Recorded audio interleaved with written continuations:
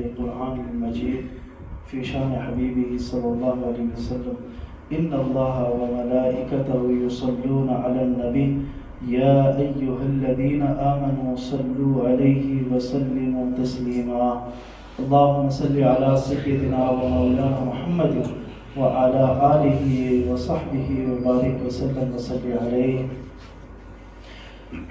پچھلے جو ہماری محفل ہوئی اس کے اندر کچھ سوالات تھے اور ڈسکشن کرنا چاہ رہے تھے لیکن کم وقت کی وجہ سے جو ہے وہ ہو نہیں سکی تھی۔ اگر وہ سوال ہیں تو ان سے ہی ہم شروع کریں گے۔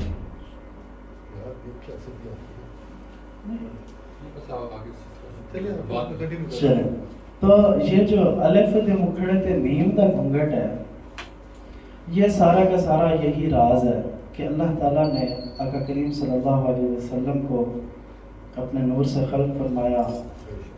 اس وجہ سے آقا کریم صلی اللہ علیہ وسلم کا جو نور انور ہے، یہاں تک کہ ہمیں حضرت سیدنا ابو ہریرہ رضی اللہ تعالیٰ عنہ سے روایت ملتی ہے، آپ نے فرمایا کہ ہم نے مدینے کی گلیوں میں رب کو پھرتا دیکھا ہے۔ تو سیدنا عمر رضی اللہ تعالیٰ عنہ نے وہ سرکار کے پاس لے گئے اور آپ سے فرمایا کہ انہوں نے یہ کیا بات کی ہے۔ بات صرف مقام اور مرتبے کی ہے کہ جس طرح ہم نے آخری دفعہ یہ بات کی تھی کہ تمام کے تمام جو لوگ ہیں وہ اپنے اپنے حساب سے آقا کریم کے ساتھ جو ان کا تعلق ہے وہ اس کے حسن کو اسی انداز میں دیکھتے ہیں۔ تو صحابہ کرام سے ہمیں یہ روایات ملتی ہیں کہ ان کی جو کیفیات تھیں۔ اسی طرح ایک دفعہ ایک صحابی جو ہیں وہ سرکار کے قدموں میں چلے گئے، دور سے دیکھا سرکار تشریف لا رہے ہیں، آپ گئے اور آپ نے آپ کے قدم بوسی کی، تو سرکار نے ان کو اٹھایا اور فرمایا کہ ایسی کیا چیز ہے جو یہ آپ کو کرنے پہ مجبور کیا ہے؟ تو انہوں نے فرمایا یا رسول اللہ جب آپ تشریف لا رہے تھے تو میں یہ دیکھ رہا تھا کہ شجر و حجر جو ہیں وہ آپ کو سجدہ کر رہے ہیں، تو میری یہ کیفیت بنی کہ جب یہ کر رہے ہیں تو میں کیوں نہیں، تو میں آپ کے قدموں پہ جھک گیا، آپ کے قدموں پہ جو ہے وہ جھک گیا۔ تو اسی طرح یہ جو حسن مصطفیٰ ہے اس کی مثال دیکھیں کہ سیدہ ام معبد کی جو حضور کے حسن کے بارے میں جو انہوں نے بیان فرمایا، جس طرح انہوں نے جس نظر سے اور جس بصیرت سے سرکار دو عالم صلی اللہ علیہ وسلم کو دیکھا تو سبحان اللہ، تو یہاں تک کہ جو ہے وہ بکریوں میں جو ہے وہ دودھ نہیں ہے تو آپ آئے تو آپ نے کہا جی پیالہ لا دیں، تو سرکار کا حسن کیا کمال حسن ہے۔ اب جتنی بھی عبادات ہیں ان عبادات کو اگر اس حسن کو اور اس محبت کو مد نظر رکھتے ہوئے کی جائے تو یہ کون سی مشکل بات ہے، یہ کیا دوری کی بات ہے کہ ان کا قرب نصیب نہ ہو، کیونکہ سارا کا سارا دار و مدار ان سے عشق اور محبت ہے۔ بیسیکلی آج کل عشق جو ہے ہم نے اس کو بہت کریٹیکل کر دیا ہے، مطلب عشق ہم وہ کہتے ہیں کہ اگر عشق جو ہے وہ بیسیکلی یہ تو پہلی چیز تو یہ ہے کہ یہ کوئی کرنے والی چیز نہیں ہے، یہ ہماری اپنی تو اس میں مجال ہے ہی نہیں کہ اس کو جو ہے وہ کوئی ہم سیکھ کے کر لیں۔ یہاں بھی ہم اگر ہم ایک ساتھ بیٹھے ہیں تو یہاں ہمارا مقصد ہرگز تعلیم دینا تو ہے نہیں یا تربیت دینا ہے نہیں، یہ تو حسن مصطفیٰ کی بات ہو رہی ہے کہ اس عقیدت سے کہ کہیں ان کی نظر ہم پہ پڑ گئی تو وہ دل بھی منور اور جسم بھی منور ہو جائیں گے یہاں پہ، اور ان کی باتیں کرنا ہی وہ اس کے قرب کا ذریعہ بنتی ہیں کہ ہم ان کی باتیں کریں تاکہ ہمارے اندر وہ ذوق اور شوق کی تجلی ہم پہ پڑے کہ ہمیں ان کا دیدار اور ان کا قرب نصیب ہو جائے۔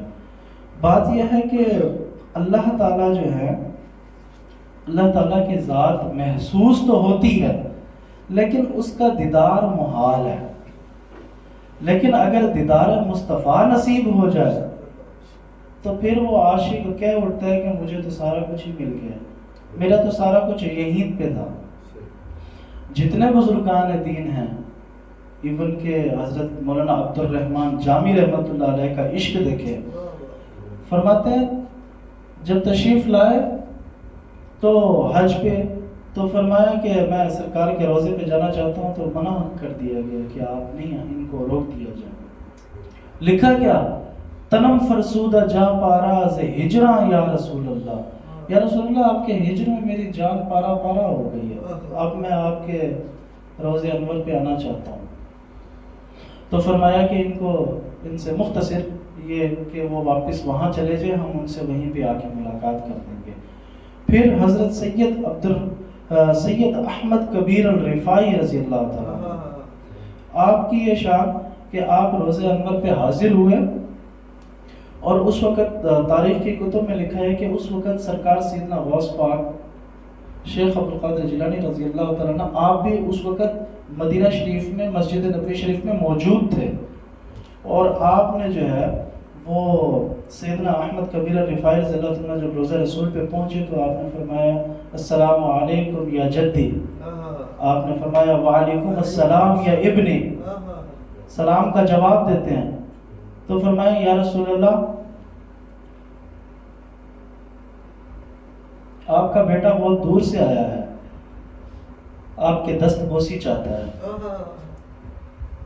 تو قبر انور سے ہاتھ باہر آیا اور آپ نے دست بوسی کی. تو وہاں پہ جو حاضرین تھے وہ بڑے حیران ہوئے. تو انہوں نے کہا کہ سرکار غوث پاک سے پوچھا کہ حضرت سید احمد کبیر الرفاعی رضی اللہ تعالیٰ عنہ کا کیا مقام ہے کہ اس مقام پہ پہنچ کے کہ جو ہے وہ آقا کریم صلی اللہ علیہ وسلم کی دست بوسی کریں، اس کی آخر وجہ کیا ہے، یہ کس مقام کی بات ہے. تو سرکار غوث پاک نے فرمایا کہ یہ مقام بعض اولیاء کے مقام مخفی رکھے جاتے ہیں جو کسی اور کے سامنے ظاہر نہیں کیے جاتے ہیں. تو یہ عشق کی شدت اور یہ محبت اور یہ ہجر اور یہ وصال، بعض تو بزرگان دین فرماتے ہیں کہ جو ہجر اور وصال ہے یہ بعض اوقات بزرگ خود انتخاب کرتے ہیں، ہجر کا بھی اور وصال کا بھی. اس کی وجہ یہ ہے کہ جو وصل میں چلا گیا اس کو تو حاصل ہو گئی چیز، اب اس کے آگے کیا. تو فرماتے ہیں اس وجہ سے وہ اس موج میں رہتے ہیں، ہجر میں، ان کی یاد میں، ان کی. اسی طرح اس کی سب سے بڑی مثال جو ہے وہ حضرت امیر خسرو کی ہے. سب سے بڑی مثال حضرت خواجہ غلام فرید سائیں کوٹ مٹھن والی سرکار کی ہیں. تو وہ حضرت ایک دفعہ ایک حضرت پیر نصیر الدین نصیر شاہ صاحب کو سن رہا تھا. فرماتے ہیں کہ دنیا میں دو ہستیاں ایسی گزری ہیں کہ جن کے یہ جو دل کا حصہ ہے، یہ قمیض جو ہے ہمیشہ سڑی ہوئی رہتی تھی. اور وہ دو ہستیاں، ایک حضرت امیر خسرو کے بارے میں فرمایا اور ایک حضرت خواجہ غلام فرید سائیں کے بارے میں فرمایا کہ ان کا عشق اور ان کی تپش اور تڑپ ایسی تھی کہ ان کا ہمیشہ. آپ حضرت خواجہ غلام فرید سائیں کا کلام اٹھا کے دیکھ لیں، ہجر پہ مبنی ہے. تو اصل جو مقام ہے وہ یہی ہے. اگر یہ مقامات کی بات کریں کہ سب سے بڑا مقام کیا ہے اولیاء میں،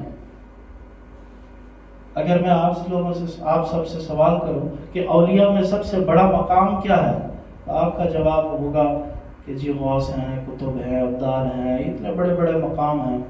لیکن سب سے بڑا مقام عبدیت کا ہے، عبد ہونا ہے، بندہ بننا ہے. کیونکہ جس مقصد کے تحت اللہ تعالیٰ نے ہمیں دنیا میں بھیجا ہے، جس مقصد کے تحت دنیا میں ہمیں بھیجا ہے، وہ مقصد صرف اور صرف عبدیت میں رہ کے ہی پورا ہو سکتا ہے.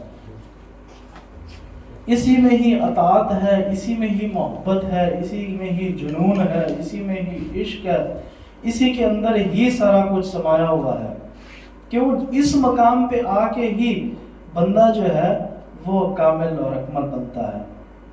اسی لیے اکثر یہ جو ایک سلسلہ ہے کہ بزرگوں کے اندر ایک تسلسل ہے ایک مقامات کا کہ وہ عبد سے وہ سیر فی اللہ کی طرف جاتا ہے، پھر بقا باللہ ہو جاتا ہے، اس میں وصل کا مقام پا لیتا ہے، پھر وہاں سے ہوتے سیر ماں اللہ کی طرف کرتا ہے، اب وہ اللہ کے ساتھ ہے، تو پھر بندے کے اوپر آ جاتا ہے. لیکن جو ان جمالیات میں کھو جاتے ہیں وہ پھر وہیں پہ رہ جاتے ہیں، جو مجذوبیت اور لیکن وہاں پہ وہ جو عبد ہونے کا جو مقصد ہے وہ فوت ہو جاتا ہے۔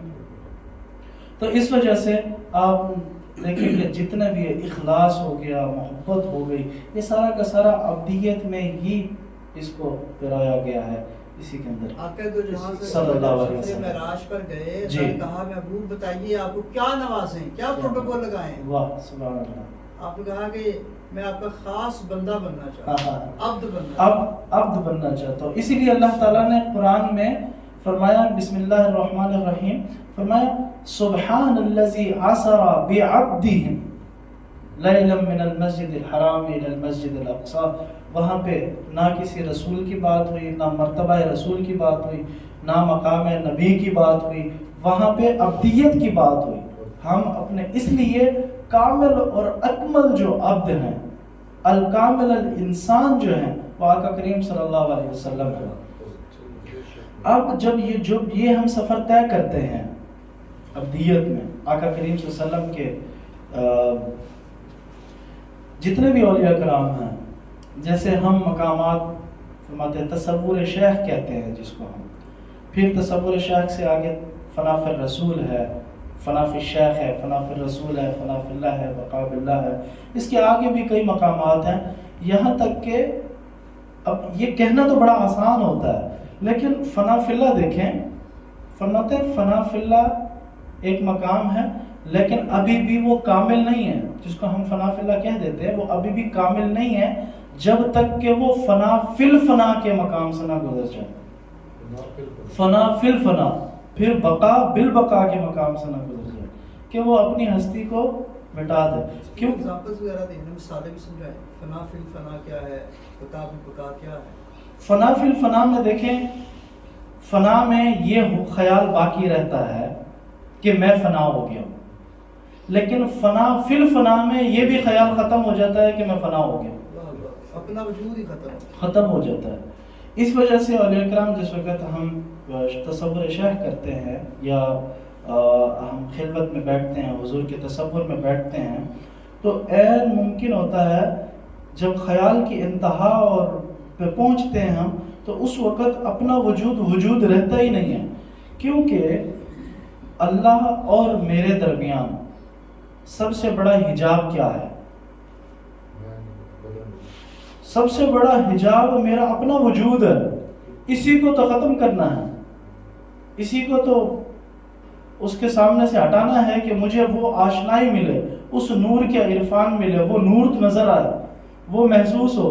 اگر وہ اللہ کی ذات محسوس ضرور ہوگی، لیکن دیدار مصطفیٰ اسی میں ہی ہوگا، جلوہ مصطفیٰ جلوگر اسی میں ہی ہوگا۔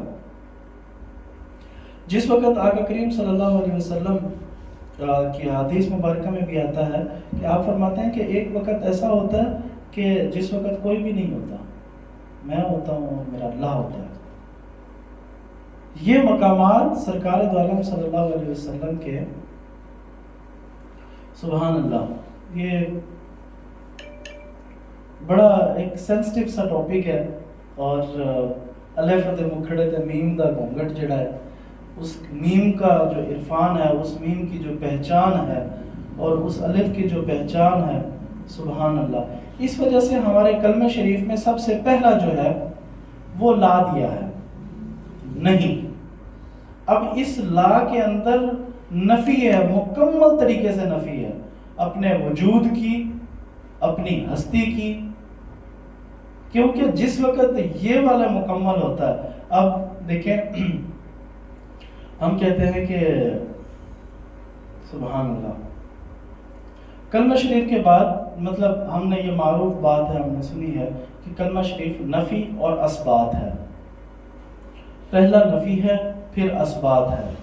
اب ان نفی اثبات کے اندر جس وقت ہم نے کہا لا، اب اس لا کے اندر ہر چیز سما گئی۔ اب یہ کس کے لیے ہے؟ پھر وہی بات کہ سرکار صلی اللہ علیہ وسلم نے فرمایا مومن جب تک مومن نہیں ہو سکتا جب تک کہ وہ ہر چیز سے بڑھ کے مجھ سے محبت نہ کر لے۔ تو اس کا کنیکشن کس کے ساتھ مل رہا ہے؟ لا کے ساتھ مل رہا ہے کہ اس لا کی نفی کرتے ہوئے کہ میں تو راہ ہی نہیں ہوں، اب یار باقی ہے کیا؟ الا اللہ. اسی پہ ہم جب تکرار کرتے ہیں تو پھر جس وقت یہ کلیئر ہوتا ہے تو پھر محمد رسول اللہ، پھر ہم محمد پہ، پھر محمد کا عرفان ہے، پھر رسول کا ہے، اور پھر اللہ کا ہے. تو اب اس کے اندر یہ سارے نکات اور یہ سارے راز اس کے اندر بنا ہیں. لیکن مختصر یہ کہ ہم نے انتہا پہ پہنچنا صرف اور صرف سرکار دو عالم صلی اللہ علیہ وسلم کے قدموں تک ہی ہے. انتہا ہماری وہیں تک ہے، وہاں سے آگے ان کی کرم نوازی ہے، وہ جہاں پہنچا دیں، وہ جہاں لے جائیں. صحابہ کرام کے اوپر کتنی کرم نوازیاں اور کتنی شفقتیں رہیں آپ کریم کی، اور قربت میں رہ کے انہوں نے کیا کیا پایا، پھر وہاں سے سلسلے سارے چلے. سبحان اللہ. آقا کریم صلی اللہ علیہ وسلم کا حسن و جمال کیا کہنا ہے. سبحان اللہ. اللہ تعالیٰ بیسیکلی ہم مقام کو اگر دیکھا جائے تو ہم علیحدہ علیحدہ تو کر دیتے ہیں، اور حقیقت میں ہے ہی ایسا کہ وحدیت اور ہے، اس کا ایک اپنا پروٹوکول ہے، رسالت کا ایک اپنا پروٹوکول ہے. ہم کبھی بھی اس طرح نہیں کرتے کہ آپ صلی اللہ علیہ وسلم کو ہی اللہ بنا دیں. یہ ہمارا اپنا اپنا ایک فرق ہے، ہم کبھی بھی ان کو ایک ساتھ نہیں ملاتے، لیکن ہم ان کو ان سے جدا بھی نہیں سمجھتے. جیسے ہم نے لکھا کہ الف دے مکھڑتے میم دا گھونگٹ، وہ گھونگٹ ضرور ہے الف کے اوپر، لیکن ہم نہ اس کو الف کہتے ہیں، نہ ہم اس کو الف کو میم کہتے ہیں، میم کو الف کہتے ہیں. اللہ کو محمد یا محمد کو اللہ نہیں کہتے، یہ اپنے اپنے ایک مقام کی بات ہے. ہمارا بیسیکلی مقصد صرف اتنا ہے کہ ہم جتنی کوشش کریں وہ قرب کو پانے کی کوشش کریں، ان کے قرب کو حاصل کرنے کی کوشش کریں، اور وہ صرف اور صرف اسی سے ہی پاسبل ہے کہ اطیع اللہ و اطیع الرسول. عشق کو ہم نے بہت کمپلیکیٹڈ کیا، لیکن یہ سمپل ہے کہ اطاعت کرتے چلے جائیں، قرب ملتا چلا جاتا ہے، قربت میں ہم چلتے چلے جاتے ہیں. اس کے علاوہ اگر کوئی سوالات ہیں تو اس کو ہم کنٹینیو کر سکتے ہیں، اگر آپ لوگوں کو کوئی سوالات ہیں. اس میں یہ جو میم اور الف لکھا ہے نا آپ نے، جی جی، اس کا پورا جو مطلب ہے تو ایسے پوری نعت ہے جی، کہ الف دے مکھڑے تے میم دا گھونگٹ، تینو جانن والے جان لیا، پا نہ پلیکھے انا بشری دے. سرکار فرماتا ہے انا بشری، میں بشر ہوں تمہاری طرح ہی، تو پا نہ پلیکھے انا بشری دے، تینو جانن والے جان. بڑا مطلب یہ جی جی، جو پہچان جاتے ہیں پھر وہ میم اور الف. لیکن بات یہ ہے کہ وہی ہے کہ یہ جو جان جاتے ہیں وہ تو پھر بولتے تو نہیں ہیں، بولنے تو پھر تو کام خراب ہو جائے. وہ بات یہ ہے کہ ہم سرکار دو عالم صلی اللہ علیہ وسلم کو، یہ سب سرکار دو عالم صلی اللہ علیہ وسلم کے مقامات ہیں. بشری بھی مقام سرکار کا ہی ہے، بشر بھی مقام سرکار کا ہی ہے. اب اسی میں آگے چل کے جب وہ کہتے ہیں کہ معراج شریف کا جو آگے ایک شعر آگے آتا ہے معراج شریف کے اوپر کہ بھائی جب آپ گئے تو پھر بیچ میں جبریل کہاں سے آ گئے، یہ بھی ایک بات اس میں بیان ہوتا ہے. تو یہ جو راز کو پا لیتا ہے پھر وہ بیان کرنے والا نہیں ہوتا. لیکن یہ محمد اور محمدن جی، یہ بڑا کلیئر ہے، اس میں کوئی ایسی بات نہیں ہے. محمدن اسم الفاعل ہے، جی، محمدن اسم مفعول ہے. جی، فاعل جو ہے وہ تعریف کرنے والا ہے. جی، محمدن جس کی تعریف کی گئی، ٹھیک ہے. یعنی اللہ اور اس کا محمد صلی اللہ علیہ وسلم تعریف کیے گئے ہیں. جی، اور تعریف کرنے والی اللہ کی ذات ہے. اللہ بے شک. اور اس کی محمد دن کی اگر ہم یہ دیکھیں گرامیٹیکلی یا عربی یا قرآن پاک کے جو الفاظ لیں گے تو ہے میم دال سے یہ نکلتا ہے.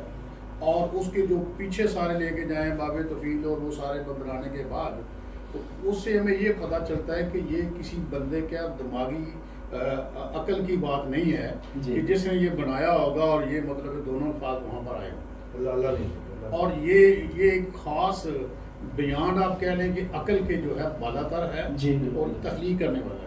لیکن ابدیت کو آپ نے ٹچ کیا تو ابدیت کی ڈیفینیٹلی کچھ چیزیں سو ایسی ہیں کہ وہ عام بندے کے حصے میں تو نہیں آتی. ایسے یہ آپ نے کلیئر بھی کر دیا ماشاء اللہ، بڑا اچھا. لیکن ابدیت کی کیٹیگریز ہیں جی اور ان کے لیے رسپانسبلٹیز ہیں، لائبلٹیز. جی اس کو اگر تھوڑا سا مطلب کیونکہ اکثریت اس میں آتی ہے، اکثریت اس میں آتی ہے. بیسیکلی یہ جو ابدیت کا مقام ہے اس کے اندر جیسے کلمہ پڑھنے والے کی بھی کیٹیگری ہے، کلمہ پڑھنے والے کی بھی اپنی اپنی کیٹیگری ہے. جیسے عام طور پہ ایک عام بندہ ہے وہ کلمے کو پڑھتا ہے لا الہ الا اللہ محمد رسول اللہ، وہ مسلمان ہو گیا. اب ایک کیٹیگری جو اس کو اب تصدیق بالقلب، وہ کیا ہے کہ اقرار باللسان و تصدیق بالقلب. ایک ہے کہ اس نے اقرار تو کیا لیکن تصدیق نہیں کی، لیکن وہ بھی تو اب دیا، ہم اس کو بھی بندہ کہیں گے. یہ ایک کیٹیگری ہے. ایک وہ ہے جو کامل اور اکمل طریق پہ آ کے اس کی تصدیق بھی کر رہا ہے قلب کے ساتھ کہ نہیں ہے کوئی مگر اللہ، وہ بھی آپ میں آئے گا. لیکن جو اولیاء کے اندر جو ابدیت کا مقام آتا ہے، اسی طرح ہم یہ سمجھتے ہیں کہ جس طرح قبر میں جس وقت کوئی شخص جاتا ہے تو وہاں پہ ڈیفرنس ضرور ہے. وہ یہ ہے کہ ہر شخص سے اس کے علم، اس کے عمل کے حساب سے سوال ہوں گے. ایسا نہیں ہے کہ جو سوال اولیاء کرام اور قرب والوں سے ہو رہے ہیں اور وہی ایک عام بندے سے بھی ہوں، ایسا نہیں ہے. وہ کیٹیگری دیکھی جائے گی کہ وہ کس میں آتا ہے. جیسے ہم کہتے ہیں کہ جب تک آپ کو کسی مسئلے کا پتہ نہ ہو تو آپ پہ اس وقت تک حد مقرر نہیں ہوتی، لیکن جس وقت مسئلہ پتہ چل جائے پھر اس پہ عمل نہ ہو تو پھر حد مقرر کرتی ہے شریعت. تو ایک شخص کو اس کا علم نہیں ہے، وہ بھی تو بندہ ہے، اس نے بھی تو جنت میں جانا ہے. پھر جنت کی کیٹیگریز بھی ہیں. اب ہم کہیں کہ اولیاء اللہ اور انبیاء اکرام بھی جنت الفردوس میں رہیں گے اور اللہ کے نیک لوگ بھی جنت الفردوس میں رہیں گے، تو پھر ان میں فرق کیا ہے؟ انبیاء کا بھی وہی مقام اور اولیاء کا بھی وہی مقام، تو پھر فرق کیا ہے؟ اس وجہ سے عام فہم بندے کے لیے عام فہم ہی بات ہوگی، خاص کے لیے خاص. اس میں بھی تین طرح کی کیٹیگری ہوتی ہے. ایک عام ہے، ایک خاص ہے، ایک خاص الخاص ہے، ایک اخص الخاص ہے. اب اس میں اسی طرح قرآن کو ہم نے سمجھنے کے لیے اللہ تعالیٰ نے خود ہی کیٹیگرائز کر دیا کہ اس میں انہوں نے فرمایا یا ایھا المسلمون یا ایھا المشرکون کافرون. مطلب کہ وہاں پہ ہمیں سمجھنے کے لیے کہ کون سی آیت میرے لیے ہے اور میں کس کیٹیگری میں آ رہا ہوں. منافق ہے تو وہ آیت منافق کے لیے ہوگی اگر اس کے اندر وہ منافقت پائی جاتی ہے. اسی طرح عام بندے کو سمجھنے کے لیے کہ یہ بات میرے لیے ہے، وہ وہاں سے لے لے گا اور اس کا معاملہ اللہ کے ساتھ اسی طرح ہی ہوگا. اب وہ عبد کس کیٹیگری میں ہے وہ خود اپنا احتساب کر سکتا ہے. لیکن کامل اور اکمل کے لیے وہ جو مقام پا کے پھر واپس آئے گا وہ تو کہے گا میں تو ابھی طرح عام جو بندہ ہوں. لیکن وہ کلام کون کر رہا ہے؟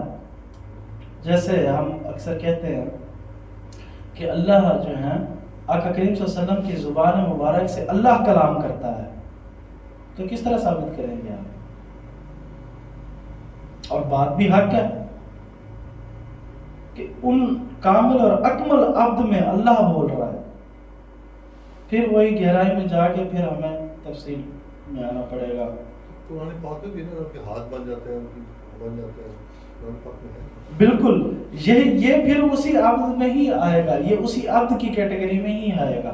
کیوں؟ لاسٹ ٹائم ہم نے یہی کہا تھا کہ حضرت سیدنا عثمان رضی اللہ تعالیٰ عنہ فتح مکہ کے وقت مکہ شریف میں گئے ہوئے تھے اور سرکار دو علیہ وسلم بہتر رضوان فرما رہے تھے تو آپ نے فرمایا کہ یہ میرا ہاتھ نہیں ہے، عثمان کا ہاتھ ہے۔ تو یہ جو وما رمیت اذ رمیت والا جو آیت ہے، آیت مبارکہ ہے کہ آپ نے کنکر یعنی وہ ہم نے پھینکی تھی، تو مطلب یہ ہے کہ وہ کہیں بھی جدا نہیں ہے، صرف بات عرفان اور پہچان کی ہے کہ کہیں وہ محسوس ہو جائے۔ اور یہ سرکار دو عالم صلی اللہ علیہ وسلم کی محبت، ان کے عشق، ان کے قرب ان تک پہنچے بغیر پاسبل نہیں ہے۔ اب ہم نے بزرگان دین کو آپ دیکھیں، ایون کہ صحابہ کرام کو بھی دیکھیں، جس وقت سرکار دو عالم صلی اللہ علیہ وسلم کی خدمت کا وقت آتا تھا تو اس وقت وہ بڑھ چڑھ کے قربانی دیا کرتے تھے۔ ہمارے اسلام میں، دین میں، عشق میں، محبت میں سب سے زیادہ قربانی کی ہی اہمیت کیوں ہے؟ سب سے زیادہ قربانی کی اہمیت ہے کیونکہ بزرگوں نے یہ راز پا لیا کہ یہ قربانی ہی سب سے بڑا جو ہے وہ راز ہے، جس پہ عمل کرتے ہوئے ہم اپنے مقام کو طے کرتے ہوئے، مزید حجابات کو طے کرتے ہوئے قرب کو پا سکتے ہیں۔ اس وجہ سے صحابہ کرام نے بڑی سے بڑی قربانیاں دیں۔ سب سے بڑی قربانی کربلا شریف کی ہے، اس سے بڑھ کے اور کیا قربانی ہوگی؟ تو قربانی کا سب سے بڑا راز یہی ہے۔ اب یہ بندے پہ منحصر ہے کہ وہ کتنی استطاعت رکھتا ہے دینے کی، اس کے حساب سے وہ حاصل کر رہا ہے۔ تو یہ عبدیت کے اپنے اپنے مقام ہے، لیکن میرا جو عبدیت جو میرے کہنے کا مطلب تھا وہ ولایت والی عبدیت ہے، جو عبد سے سیر فی اللہ میں اور بقا فی اللہ کے بعد سیر مع اللہ کے ساتھ عبد آ کے بنتا ہے۔ پھر اس کے بعد وہ جو معاملات طے ہوتے ہیں کہ جی وہ ما فوق الفطرت چیزیں ہو رہی ہیں، جی کرامتیں ہو رہی ہیں، اس سے جو ہے وہ ساری چیز ہو رہی ہیں، پھر بندہ کہتا ہے یار یہ ہم سے وہ ہو رہا ہے۔ آقا کریم صلی اللہ علیہ وسلم تو سارے معجزات کا منبع ہیں، سارے انبیاء کے کرامات اور اوصاف اور صفات، یہاں تک کہ آقا کریم صلی اللہ علیہ وسلم، ہم یہ کہتے ہیں کہ آقا کریم صلی اللہ علیہ وسلم کی جو صفات ہیں وہ 99 صفات ہیں، لیکن آقا کریم صلی اللہ علیہ وسلم کی صفات انکاؤنٹیبل ہیں، ان کو کاؤنٹ کر ہی نہیں سکتے ہم۔ جس طرح اللہ کے 99 صفات کو ہم نے ایک لیمیٹیشن میں لا کے رکھا ہوا ہے، وہ لیمیٹیشن میں نہیں ہے، وہ ہر لمحے، یہاں تک کہ رب ہے جو ربوبیت ہے، رب ایک ہے پالنے والا رب، اس کا جو ہے حضرت محی الدین ابن عربی فرماتے ہیں کہ تمام اللہ کی جو تمام صفات ہیں ان کا جامع یہ اسم ہے جس کو ہم رب کہتے ہیں۔ اب یہاں پہ دیکھیں کہ اللہ تعالیٰ نے جب پہلے شروع کیا فرمایا الحمدللہ رب العالمین۔ اب جو رب العالمین ہے، تمام جہانوں کا پالنے والا، تمام جہانوں کا پالنے والا، بزرگ فرماتے ہیں کہ یہ دنیا میں جتنے بھی چیزیں رونما ہو رہی ہیں، رزق کے معاملات ہو رہے ہیں، رزق تقسیم ہو رہے ہیں، معاملات رونما ہو رہے ہیں، اللہ تعالیٰ روزانہ جو تجلیات فرما رہے ہیں اس دنیا پہ، وہ اسی صفت کے تحت ہی رونما ہو رہی ہیں۔ اب دیکھیں قبر کا جو سوال ہے، سب سے پہلا سوال من ربو کا، وہاں پہ کوئی اور بات نہیں ہوئی، وہاں پہ جس صفت کی بات ہوئی وہ اسی رب کی صفت کی بات ہوئی ہے۔ اب یہ آگے ہمیں غور طلب کرنے والی بات ہے کہ اب میں نے اس پہ کتنی تیاری کرنی ہے۔ یہ رب، اگر یہ سوال کیا جائے کہ من ربو کا، تو تمام کا جواب یہی ہوگا کہ جی اللہ، تمام کا جواب یہی ہوگا کہ اللہ، من ربو کا کہے گا اللہ، لیکن اللہ اور اللہ کا جو صفات، اللہ کا جو اس میں ذات ہے وہ تو اس میں ذات ہے، وہ جو رب ہے وہ صفات ہیں، اس صفت کی بات ہو رہی ہے، اس صفت کا کلام ہو رہا ہے، اس صفت کا سوال ہو رہا ہے، لیکن ذات کا نہیں ہو رہا ہے۔ ہم وہاں پہ جا کے یہ نہیں کہیں گے کہ اللہ، کیونکہ اللہ تو ہمیں نہیں پالتا. اللہ ربی ہے، اللہ میرا رب ہے، یہ کہیں گے. اللہ میرا رب، اللہ کی وہ جو اس میں ذات ہے، یہ شاید اس پہ پھر ہم کسی دن اس کو کریں گے. میرا کہنے کا مطلب یہ ہے کہ یہ جو صفت ہے ربوبیت کی، رب کی جو صفت ہے، اس کا سوال ہونا ہے. اس کا اب احتساب ہم نے اپنے اوپر کرنا ہے کہ میرا رب کون ہے.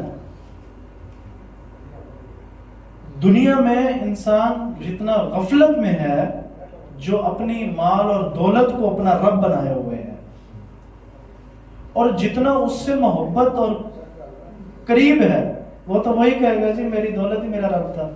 پھر اس کو اپنے رب مانا ہے، اس کو اپنا رب بنا لیا. تو اسی طرح سبحان اللہ، اللہم صلی علی سیدنا محمد. سرکار دو عالم صلی اللہ علیہ وسلم کے ہم پہ بے انتہا شفقتیں اور کرم نوازیاں ہیں کہ وہ ہمیں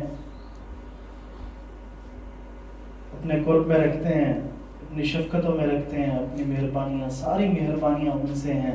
ہمیں کچھ بھی اگر کوئی معاملہ درپیش ہو تو ہم نے آقا کریم صلی اللہ علیہ وسلم کی جناب میں ہی پہنچ جانا ہوتا ہے.